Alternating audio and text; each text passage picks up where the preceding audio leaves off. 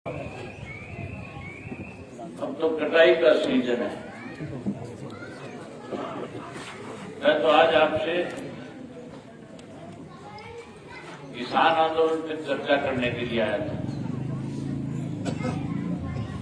इस देश के अंदर भारतीय जनता पार्टी की जो पहली सरकार बनी थी,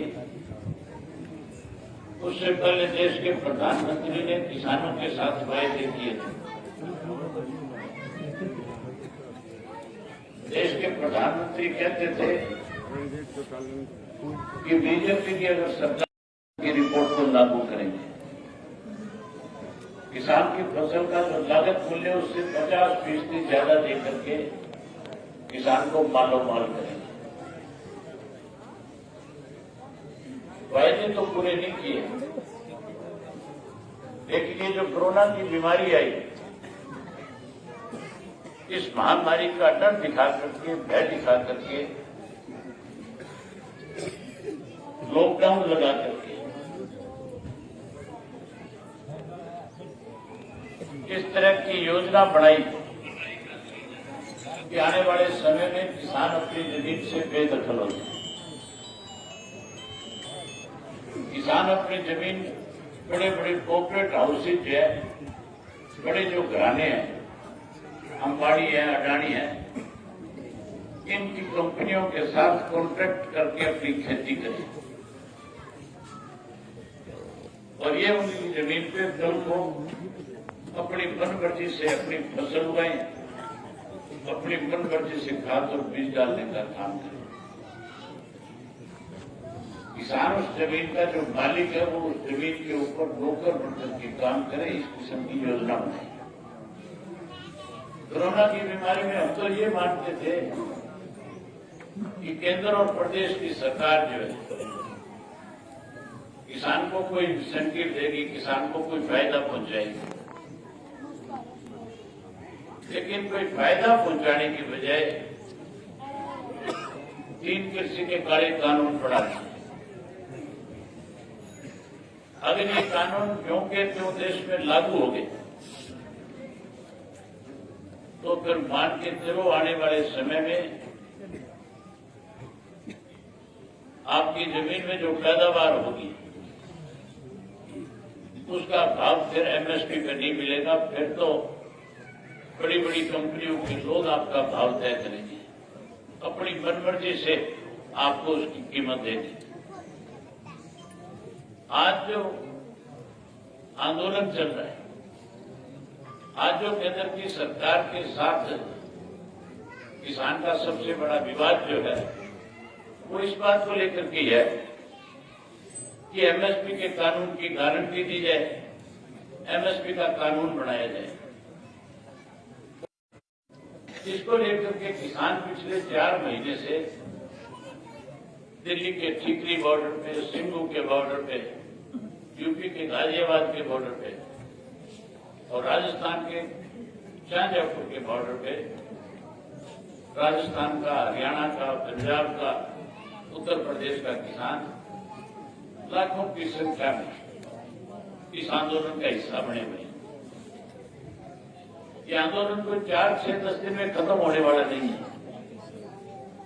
ये आंदोलन लंबा चलेगा। आप मान के चलो, देश की आजादी के लिए हमें बहुत लंबी लड़ाई लड़नी पड़ी थी। उस वक्त भी जब अंग्रेज का राज था, तो हमारे देश के अंदर अंग्रेज ने भी कृषि के 3 काले कानून बनाने की योजना बनाई थी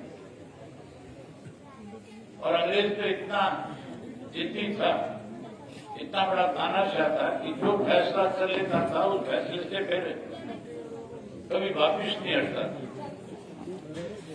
उस वक्त में सन 1907 में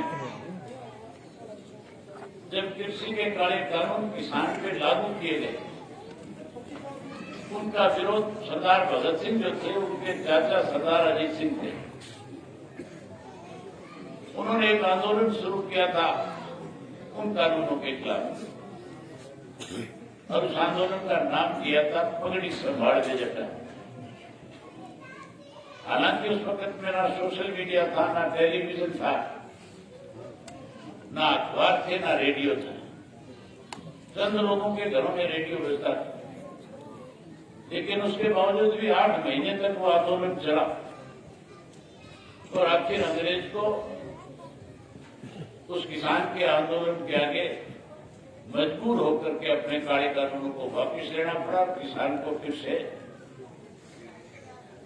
ठीक भाव पे उसकी फसल खरीदनी पड़ी। आज इसी तरह के कानून केंद्र की सरकार ने फिर से आपके ऊपर थोपने का काम किया और लगातार सरकारी साधनों को कमजोर करने की योजना बनाती रही। आपको याद होगा 26 जनवरी के दिन जब किसान अपने ट्रैक्टरों पर बैठ करके लाखों की संख्या में दिल्ली के अंदर तिरंगा यात्रा निकाल रहे थे, देश को एक संदेश दे रहे थे कि किसान के साथ अन्याय हो रहा है। उस वक्त भी बीजेपी की सरकार ने षड्यंत्र रचा, तिरंगे के अपमान के नाम के ऊपर कहीं आंदोलन करने वाले लोगों को बदनाम करना चाहते थे। उससे पहले जब आंदोलन करने के लिए पंजाब का किसान दिल्ली के बॉर्डर पे आया तो कहा गया था कि खालिस्तानियों का इस आंदोलन के अंदर खालिस्तानी घुसे हुए, अलगाववादी आए हुए। जब हरियाणा के लोगों ने इस आंदोलन को मजबूत करने के लिए हरियाणा के किसान ने पंजाब के किसान का साथ दिया तो टेलीविजन में अखबारों में खबर चलाई गई थी कि तो चंद लोगों का आंदोलन, उल्टे सीधे बयान दिए गए थे। लेकिन साथियों, जब जब इस आंदोलन को कमजोर करने का प्रयास हुआ, ये आंदोलन और ज्यादा मजबूत होता चला गया। आंदोलन को कमजोर करने की कोशिश है कि वो विफल हो गई और इस आंदोलन में उत्तर प्रदेश का, राजस्थान का, मध्य प्रदेश का किसान और जुड़ गया। अब ये आंदोलन केवल है इस देश का नहीं, बल्कि आज तो विदेशों में भी, दुनिया भर में जो खेती करने वाले लोग हैं वो आज इसके आंदोलन का हिस्सा है। वो भी इसके लिए मांग करें कि किसान की मांग जायज है। भारत की सरकार को, भारत के प्रधानमंत्री को इस पर विचार करना चाहिए और अपने द्वारा थोपे गए काले कानून वापस लेने चाहिए। अब फिर सरकार इस कोशिश में है कि इस आंदोलन को कमजोर किया जाए, इस आंदोलन को तोड़ा जाए।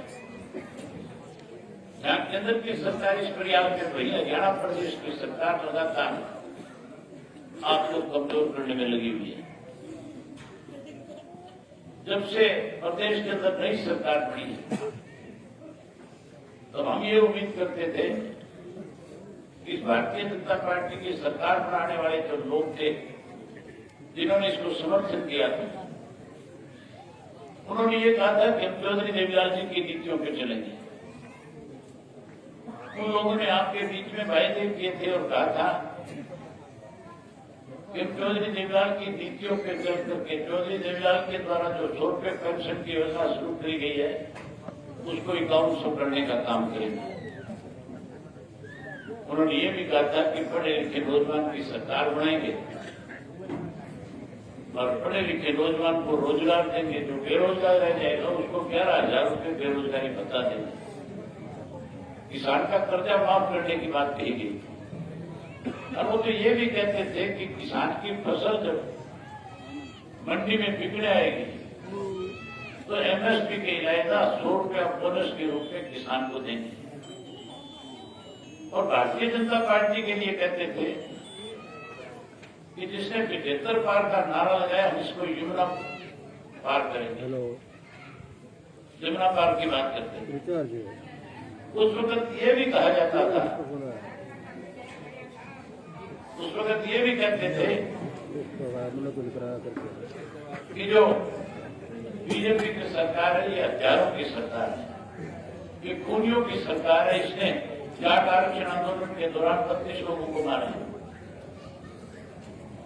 और जब राम रहीम की गिरफ्तारी हुई त्रिपुरा में तो 48 लोगों को मौत के घाट उतारा गया।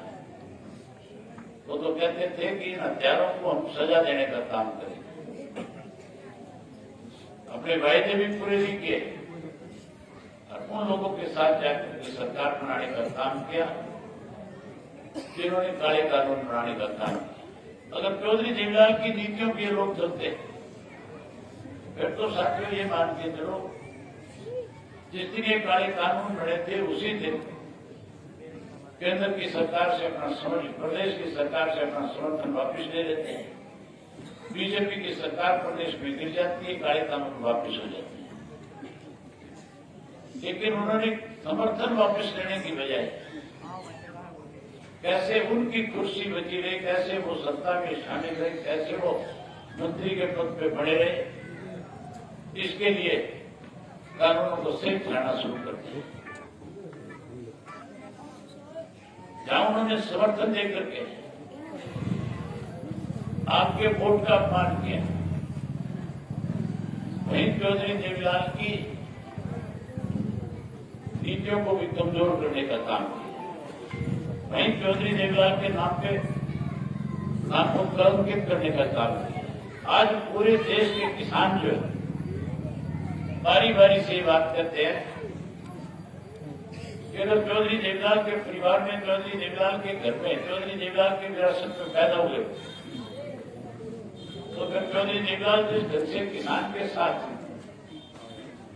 जब भी किसान को कमजोर करने की कोशिश की जाती थी, बड़े से बड़े पद के ठोकर मार करके किसान के साथ खड़ा हो जाता था। चौधरी देवीलाल को जब कभी भी सत्ता मिली उन्होंने किसान के लिए अच्छे काम किए, अच्छे कानून बनाए। इस देश के अंदर कभी किसी भी सरकार ने किसान का कर्जा माफ नहीं किया। इसके शुरुआत किसी ने करी थी तो सन 1987 में चौधरी देवीलाल ने हरियाणा प्रदेश के किसान का 10-10 हजार का कर्जा माफ करके इसकी पहल करी थी। जहां उन्होंने 10-10 हजार रुपये कर्जा माफ किया, वही ट्रैक्टर को गड्ढा बना दिया, क्योंकि उनके पास ताकत थी, वो उस वक्त सत्ता में थे, मुख्यमंत्री थे। उन्होंने 100 रुपये माहवार पेंशन देकर के इस देश के अंदर एक नई रिवायत शुरू कर दी थी। अगर वो 100 रुपये पेंशन ना शुरू करते तो आज 2250 रुपये पेंशन के रूप में नहीं मिलते आपको, क्या मिलते? उन्होंने पेंशन शुरू की, इसलिए आज 2250 मिलते। अनेक काम उन्होंने इस तरह से किए। गरीब हरिजन के घर में बारात जब आती थी, बारात को ठहराने के लिए, बारात को बैठाने के लिए जगह नहीं होती थी। उस गरीब को, उसके घर में आए मेहमान को सम्मान मिले, इसके लिए हरिजन की चौपाल बना करके दी थी। अनेक काम किए थे, अगर गिनाऊंगा तो बहुत टाइम लगेगा। और जब सत्ता से बाहर होते थे तो किसानों के लिए लड़ते थे, आंदोलन करते थे, संघर्ष करते थे और सरकारों को मजबूर करते थे। एक तरफ चौधरी देवीलाल थे, एक तरफ जो वो लोग हैं जो चौधरी देवीलाल का नाम लेकर के सत्ता में आए हैं। आज वो लोग जहां चौधरी देवीलाल की पीठ पे चूरा घूम के खड़े हैं, वहीं आपका अपमान भी करने का काम कर।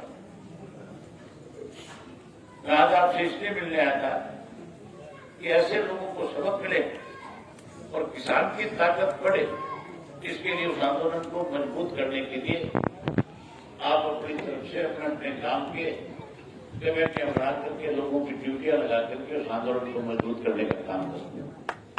मैंने जो फैसला किया,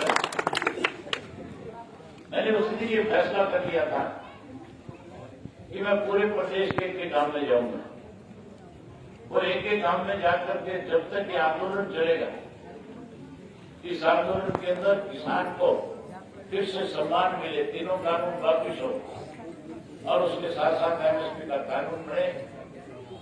जब तक ये कानून नहीं बनेगा, जब तक ये काले कानून वापिस नहीं होंगे, मैं लगातार इस आंदोलन को मजबूत करने के लिए लोगों को जहां साथियों आप लोगों ने अभी मुझे गांव के बुजुर्ग ने सम्मान के रूप में पगड़ी पहने, पगड़ी की अपनी एक पहचान होती है, पगड़ी एक बहुत बड़ा सम्मान है। किसी भी गांव में आप जाते हो, अगर आपके सर पे कोई पगड़ी रखता है तो उसके साथ साथ इस बात को लेकर के भरोसा भी करता है कि मेरे द्वारा पहनाई गई पगड़ी जो गांव की इज्जत है, ये इस पगड़ी का सम्मान करेगा। आपने पगड़ी पहनाई चौधरी देवीलाल को, चौधरी देवीलाल को जो पगड़ी आपने पहनाई, चौधरी देवीलाल ने उस पगड़ी को प्रधानमंत्री के पद तक पहुंचाने का काम किया, उसका सम्मान बढ़ाया। आपने पगड़ी पहनाई थी चौधरी ओम प्रकाश चौटाला जी को, एक षड्यंत्र के तहत कांग्रेस की सरकार में बैठे लोगों ने 10 साल की कैद करा दी, लेकिन चौधरी ओम प्रकाश चौटाला ने आपकी पगड़ी को किसी के कदमों में रखने की बजाय 10 वर्ष की कैद को स्वीकार कर लिया। एक पगड़ी आपने दुष्यंत को भी पहनाई होगी। पहले तो आप पेन था वो, हाँ जी चौधरी साहब, पहले तो आप पेन था वो करा किया मैं सारा संगठन का नाश तो सिद्ध कराया करा आपने पगड़ी पहनाई थी, उस वक्त आप ये भी कहते थे, जब वो पगड़ी पहनाते थे आप लोग, तब ये कहते थे कि चौधरी देवीलाल का दूसरा स्वरूप है, रूप है। कहते थे कि नहीं कहते? ये कहते थे चौधरी देवीलाल का दूसरा रूप है। देख लिया नहीं देख लिया दूसरा रूप? आपने भी देख लिया, आपने भी देख लिया। आपने तो जो पगड़ी पहनाई थी ये सोच के पहनाई थी कि चौधरी देवीलाल का पड़पोता है, चौधरी ओम प्रकाश चौटाला का पोता है। ये जो बात हमारे बीच में आज खड़ा होकर के कह रहा है, उन बातों को पूरा करेगा, लेकिन उसने जहां की पगड़ी का अपमान किया, जहां आपका अपमान किया, वहीं चौधरी देवीलाल की पीठ में छुरा घोंपने का काम किया, आपके दिए हुए सम्मान को भाजपा के नेताओं के पैरों में रखने का काम किया। ख्याल नहीं रखा पैरों में,